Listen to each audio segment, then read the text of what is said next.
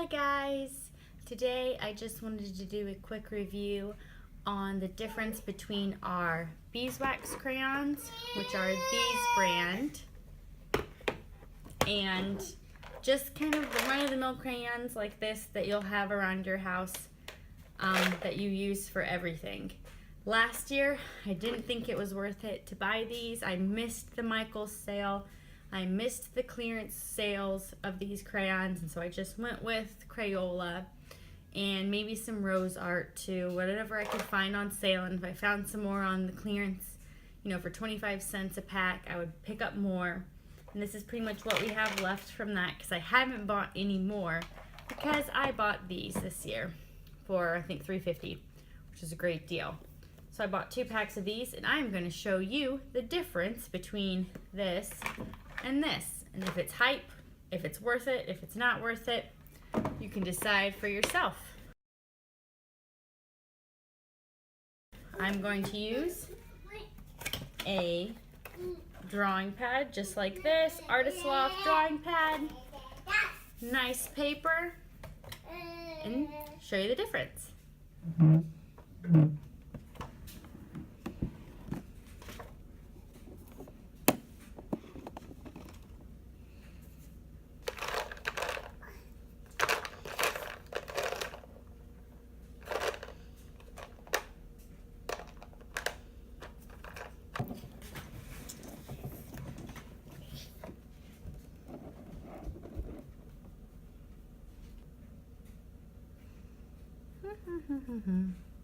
Alright, so I've got 4 colors of Crayola: yellow, orange, blue, and red. 4 colors of the Faber Castell, is that how you say it properly? Yellow. 4 colors of the Faber Castell, if that's how you say it. Yellow, orange, blue, and red. Now in my pack I've got like 4 different kinds of blues, 3 kinds of greens, but we're just going to go with the basics. One side the beeswax, one side the Crayola. And I'll show you the difference when we're done. Now obviously the sizing is different. You can get bigger crayons like this. The smell, these have a very distinctive smell, very different than these. And what a lot of people say is obviously the glide, which you'll only be able to know if you actually do it yourself. But here we go. So we're just going to do a sun. It's very smooth. Someone is honking their horn in the parking lot.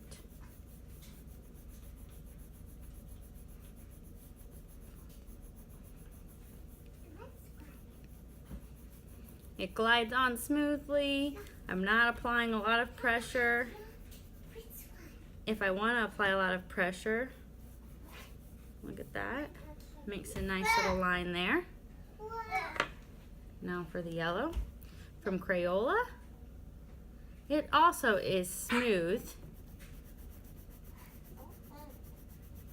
I'm getting a lot more of a base color coverage, if that makes any sense.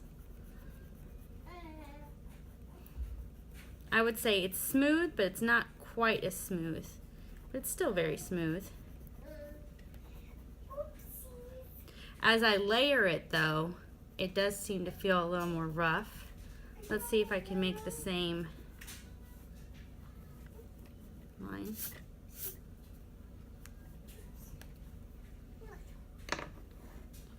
Let me see if I can kind of do the same smoothness technique.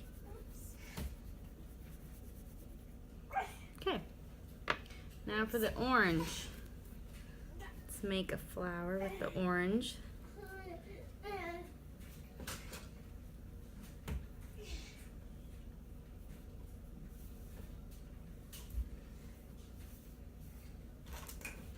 And then just very softly on the side. I'm not an artist, obviously. Okay.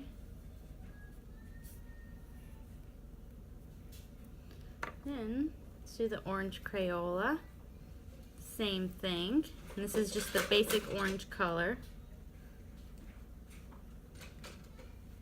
Mommy, you're doing good. Mommy, you're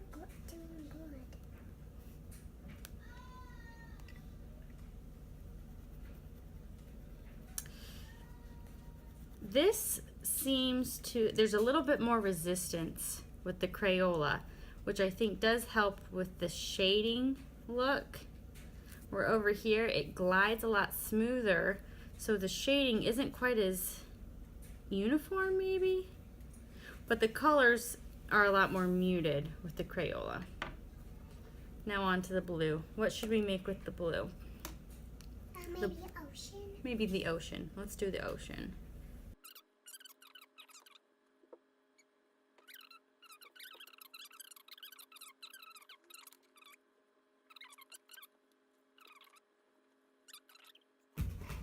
Okay, and then the last is the red.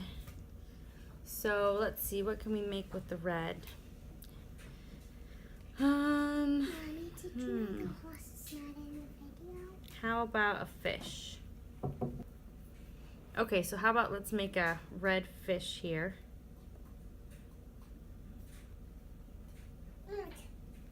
With the, and let's do it really, really dark.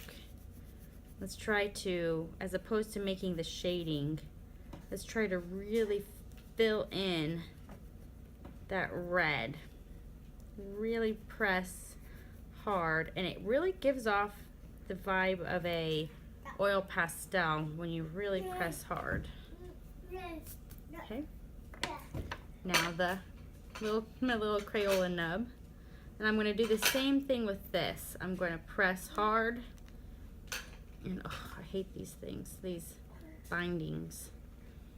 And I'm going to really try to press as hard as I can to get a strong color.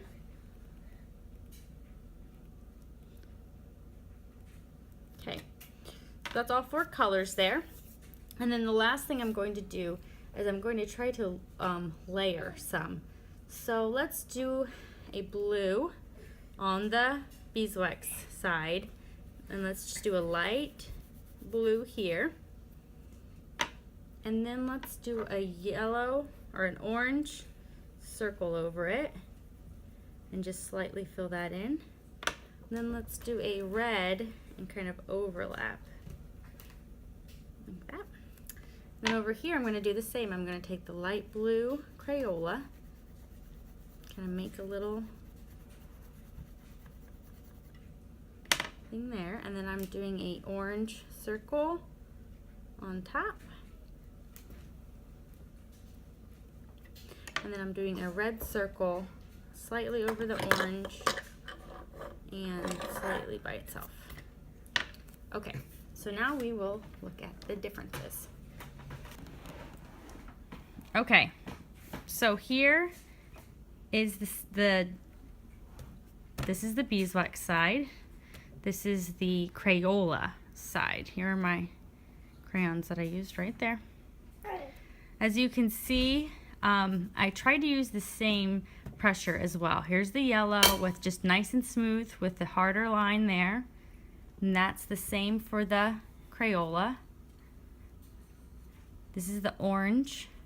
And as you can see, like I was explaining when I was doing it, when you kind of just want a really gentle shade, kind of smudge it all together, it seems to do a better job. The Crayola does, because it seems to really only have two basic, I don't even know I'm not an artist, I don't know the technical terms, maybe you do. It seems to have 2 basic utilities, I guess. A hard color, like a hard line, and then this soft shading, where it seems that the beeswax, you have a little bit more versatility with it, because that comes down to the water. As you can see, both did the hard lines, and this is both yellow, basic orange, basic blue, and basic red. They're not special colors. So this is the basic blue. You can see the line, but then you can really see where if I was just a little too hard, you can see like a line there, a line there, a line there. It's a little less forgiving with shading, so you can kind of tweak that. Where over here, you can see a little bit, but it's less about the line, and it's more about just how many times I went over the area.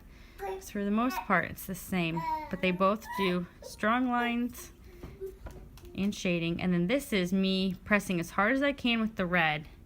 If you can see that, it almost looks like an oil pastel, doesn't it? Almost feels like one too. And then this is the pressing as hard as I can with the red Crayola. And then the last thing I did was I just did a light shade of blue with orange and red to kind of show how they overlap each other, how you can layer them. And this is the beeswax. And that's the Crayola. This is what it looks like, for me anyway, on drawing paper. The left side being the beeswax Faber Castell, or Faber, is it Faber Castell Beeswax crayons? And the right being just the basic American Crayola crayons in yellow, orange, blue, and red. Right there. And I do think you can see a difference. I mean, so maybe it's good to have both types. But these are really fun to draw with. They're very smooth. They have a different type of texture. And, you know, they're nice if you can catch them on sale. Obviously, Crayola, you can always catch them on sale. You can get a pack of 16 for 25 cents sometimes, so it's always good to stock up on those. I think I'm going to continue to have both. I like the looks of both. These do seem to be more vibrant. So maybe if you're going for a more vibrant picture, go with these. If you're going for a more muted, go with these. Who knows? It's up to you. Whatever you want to do. This is just kind of a direct example of the differences. All right, thanks for watching.